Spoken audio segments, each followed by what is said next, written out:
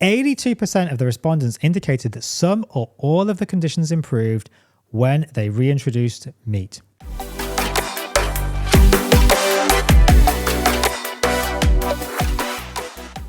Hi guys, and welcome to another episode of the Metabolic podcast. Now in today's episode, I am going to be covering this statistic. New study reveals 84% of vegetarians return to eating meat. Okay, so why am I covering this? And is this actually a legitimate statement? Well, if you guys haven't seen it, and I'm going to put a link in the description for the episode, I recently heard Dr. Chafee's debate with plant-based advocate Dr. Nagra, and I'll put a link in the episode description so you guys can check it out. Now, it's a long one. It's like, I think, 2-3 hours long. It's pretty long. But in that episode, Dr. Chafee says that 84% of people who try a plant-based diet quit, citing health as their number one concern. Now, in that, Dr. Nagra, understandably, being a plant-based advocate, disagrees and argues against this. Now, unfortunately, in that interview, Dr. Chafee didn't have the study to hand to go further into it and kind of ended up almost conceding the point, which is a shame.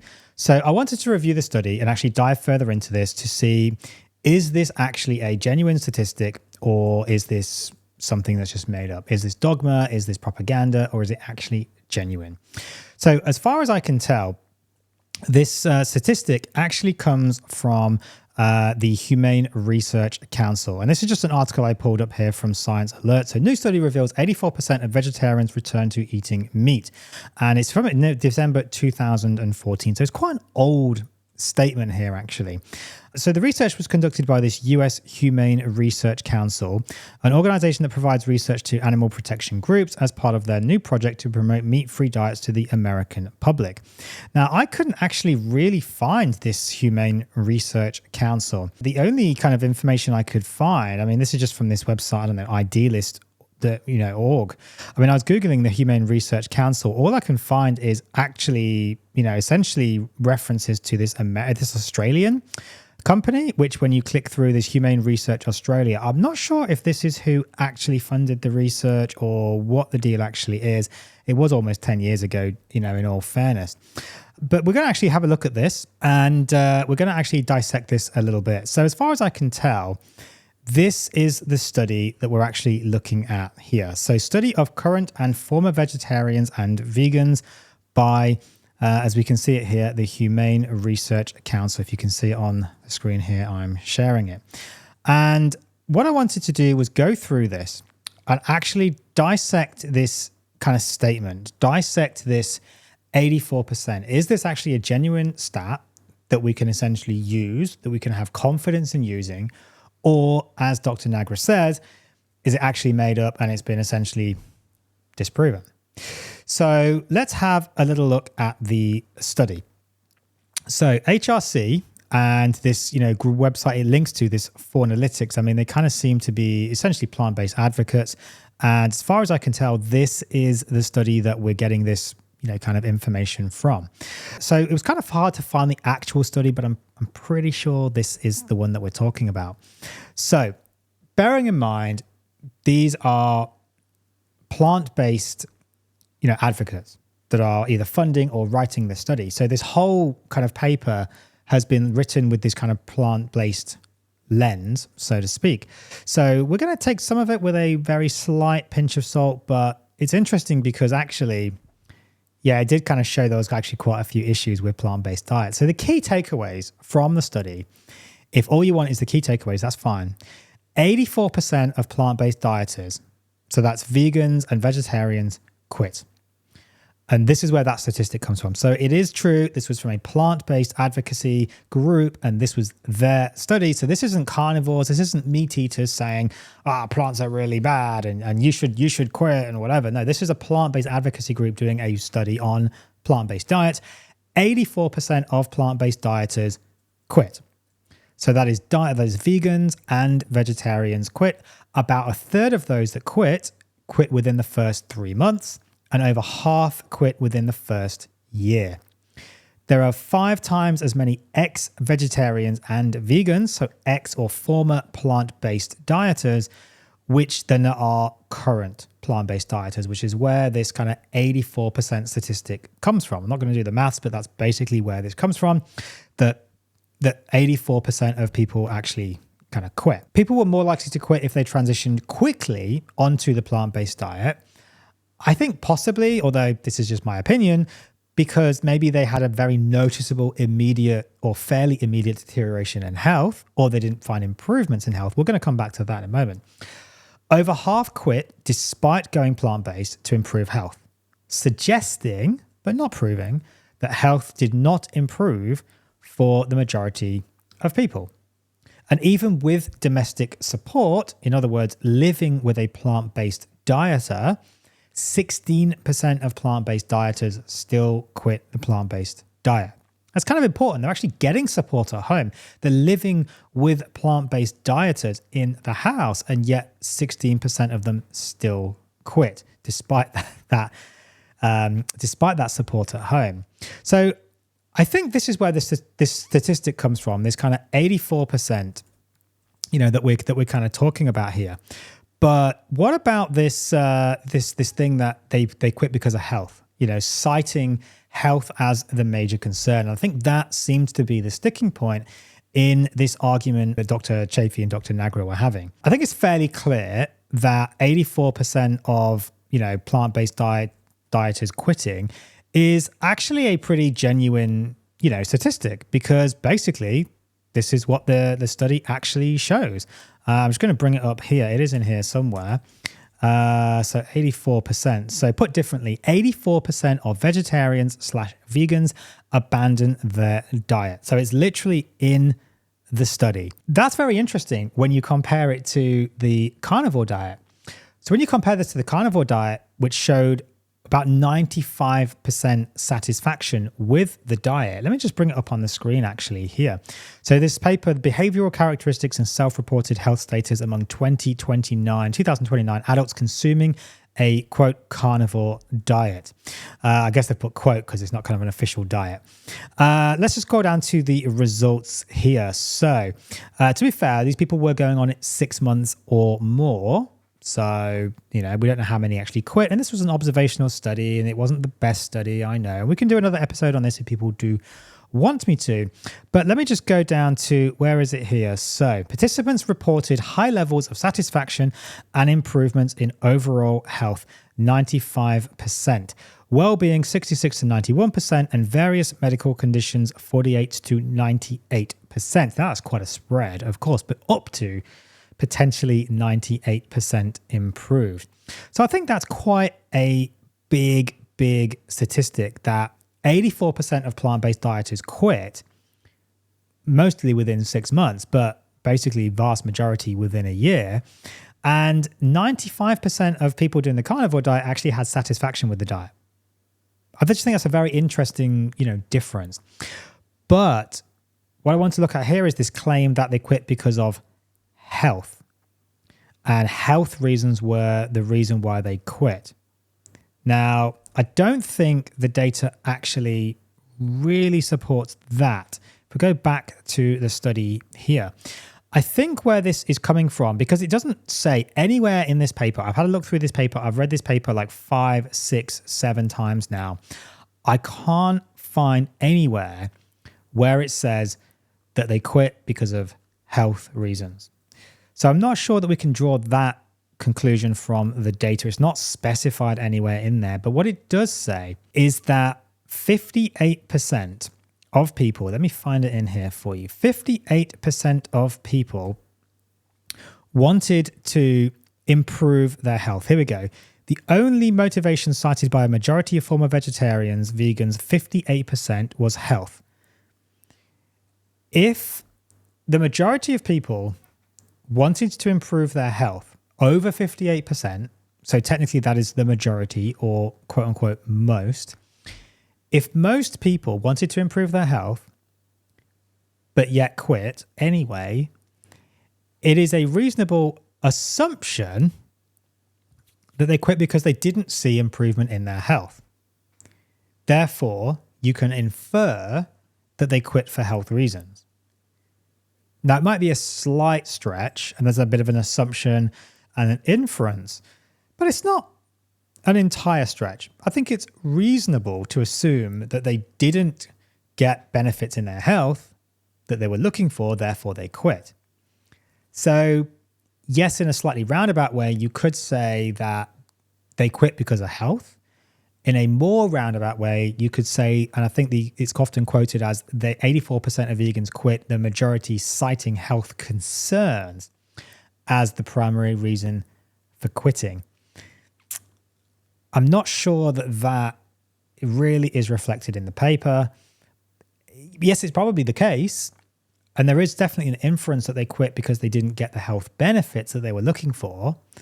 But it may be a very slight stretch to say that they quit because of health reasons or citing health concerns as the reason they quit. The paper doesn't actually say that. Despite that, though, this paper is clearly written by a kind of a plant-based advocacy group, the Human Research Council. It's clearly reported in a way to promote plant-based diets as well, because they're talking about how to try and, recommend people to the plant-based diets, talking about how to get people on plant-based diets, how to stop people eating meat, and so on. So we have to kind of look at it through, the lens of this plant-based advocacy. And they're still saying that 84% of people quit a plant-based diet. I think that is pretty important, actually, because they're going to be some obfuscation, some kind of minimization. And we'll talk a bit about that in a bit anyway. There is. But they're still reporting that 84% of people actually quit a plant-based diet. That's actually pretty significant. It's interesting that 40% of people, roughly, if we say that 58% quit, essentially but for not seeing health benefits around or wanting to go kind of healthy in the first place, around 40% of people reported this, that they could have been tolerated maybe if they had noticed improved health. I mean, again, that doesn't say that. That is a stretch on my part. That's my opinion, my interpretation. But I think, again, that's a reasonable interpretation. If 58% did it for health reasons, if they saw those health reasons, they probably would have stayed. It's also very telling that despite the warped reporting of the health, so this is kind of important here, because this is where we get to the kind of obfuscation and the minimization. So I think it's quite telling that despite their warped reporting of health problems, that almost a third of people had one or more of the major health issues that they chose to report on. Now, the reason I'm saying obfuscation and minimization here and kind of bogus reporting is when we look at what they actually wrote for the wording. So I'm just going to read from the article here. Former vegetarians/vegans were asked if they began to experience any of the following when they were eating a vegetarian/vegan diet: depression, anxiety, digestive problems, food allergies, low cholesterol and eating disorder, thyroid problems, protein deficiency, B12 deficiency, calcium deficiency, iron deficiency, iodine deficiency, vitamin A deficiency, vitamin D deficiency, and zinc deficiency. And the findings show that 71% of former vegetarians/vegans experienced none of the above. It is quite noteworthy that such a small proportion of individuals experienced ill health. Now, this is the obfuscation part that we see so much in scientific journals nowadays. What they're trying to say here is that 71% of people doing a plant-based diet did not experience any health problems. That is not what is being said here. That's what they're trying to say. That's what they are inferring. That's what they want you to think. That's not what they're saying here. That's not what they actually mean. Let's go back to the study again. So, what did they define as a health problem? Now, look, I'm a doctor. I see health problems 24/7. This is a very short list of health problems. So depression and anxiety, digestive problems, food allergies, that's 3, low cholesterol, that's 4, an eating disorder, 5, thyroid problems, 6, protein deficiency, 7, B12 deficiency, 8, calcium deficiency, 9, iron deficiency, 10, iodine deficiency, 11, vitamin A deficiency, 12, vitamin D deficiency, 13, and zinc deficiency, 14. So 14 medical conditions were asked to be reported. Now, how many medical conditions could you get from a diet that they haven't asked people about? The other thing is they asked people, have you experienced these? That's not a very good way of judging whether someone's deficient in something. You know, if someone comes into me, a patient, and says, you know what, doc, I'm not feeling very good. Am I going to say to them, do you feel like you have a cholesterol deficiency? Probably not. Am I going to say to them, do you feel like you have a protein deficiency? No, probably not actually, unless they really do look malnourished and protein deficient. I'm not sure a feeling of calcium deficiency, a feeling of iron deficiency, you know, I mean, to be fair, they're not asking feelings. Okay, maybe that's my interpretation of what they're saying here. But again, you know, if they were asked if they began to experience any of these things.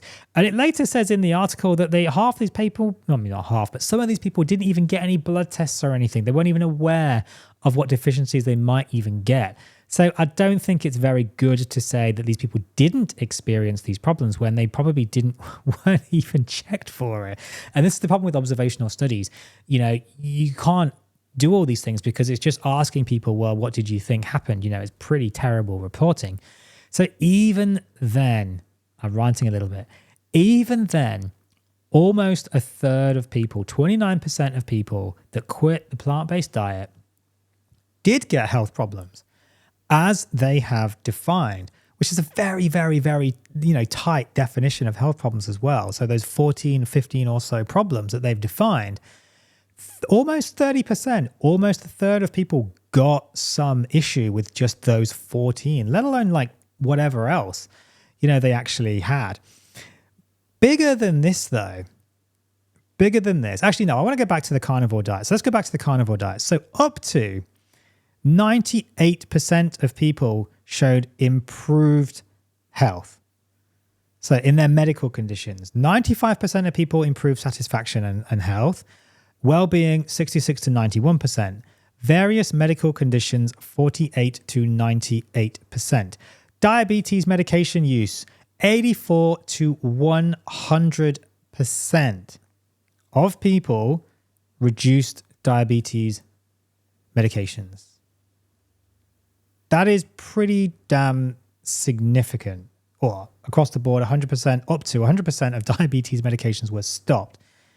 That is pretty damn significant. When you compare it to, you know, 29% of people getting health problems within a year, that's kind of significant. I think, though, the biggest statistic on this paper is this bit.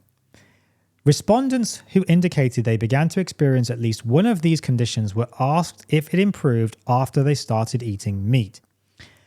82% of those respondents, again, bearing in mind this is a plant-based advocacy group writing this, so it might even be more than this, 82% of the respondents indicated that some or all of the conditions improved when they reintroduced meat. 82% of people improved their health when they reintroduced meat in the diet. Again, adding fuel to this argument that people quit their plant-based diet citing health concerns. When they added back in meat, their health improved, 82% of them.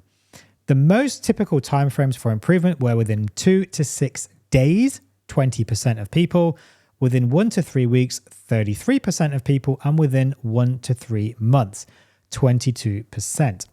So let's add those up. What? 20, 33, that's 53, 22, that is 75% of people, unless my maths is wrong, 3/4 of people improved. Of the 82% that improved when they ate meat back in their diet, put meat back in their diet, 75% improved within the first 3 months. I think that is pretty significant. 82% of people, when they stopped eating a plant-based diet, reported improvements in their health when they added back in meat. That is pretty damn significant.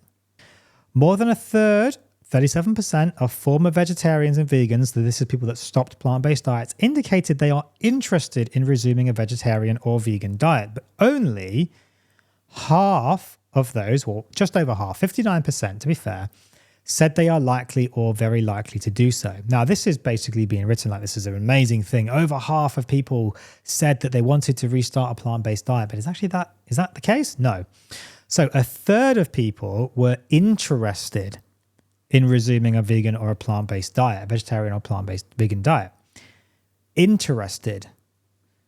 Now, look, I'm interested in doing a plant-based diet because I want to know how terrible it's going to be for me. Does that mean I want to do it? No, I will never do a plant-based diet because I know it's going to be terrible for me. But do I have interest in what happens? Yes. Doesn't mean I want to do it. So of those 37%, 59% said they are very likely or very likely to restart a plant-based diet. So that's only 15% or so of people, maybe a little bit higher, say 15 to 20% of people want to or are likely to potentially restart a plant-based diet. That, again, is a very different statistic to what they're really talking about in this paper. They're trying to get you to think that over half of people want to restart it. It's not the case. It's more like maybe 15 to 20% might restart it. That is a very significant difference. And that's a pretty damn low percentage in my opinion. So again, just to summarize, 84% of people who try a plant-based diet quit. There are 5 times more ex-plant-based dieters than there are current plant-based dieters, which is where this 84% kind of comes from. Of those, 58% of people who tried a plant-based diet wanted to improve their health. The likelihood is if they had improved their health, they probably would have stayed on the plant-based diet. Therefore, you can infer that they didn't improve their health. More so, 82% of people who experienced health problems, even with their woeful definitions of health problems, 82% of people that had health problems on a plant-based diet improved when they started adding in meat. 75% of those within the first 3 months of stopping a plant-based diet. I think that is pretty damn significant. Anyway, guys, at this point, I think I'm going to hand it off to you guys. What do you think about plant-based diets? I know where I stand on them. Are they amazing? Are they stupid? What do you think of this study? Are these results believable? Does this tally with what your experience of plant-based diets is? Get in touch via the comments on YouTube or on social media at The Meat Medic across all channels to let me know. And as always, a like, a follow, a share, a comment is always appreciated, as well as, of course, subscribing on YouTube. In the spirit of fairness, I will be doing an episode on the Harvard Carnivore Diet study and breaking that one down. So please subscribe, follow me if you want to hear that one. Thank you guys, and I will see you in the next episode.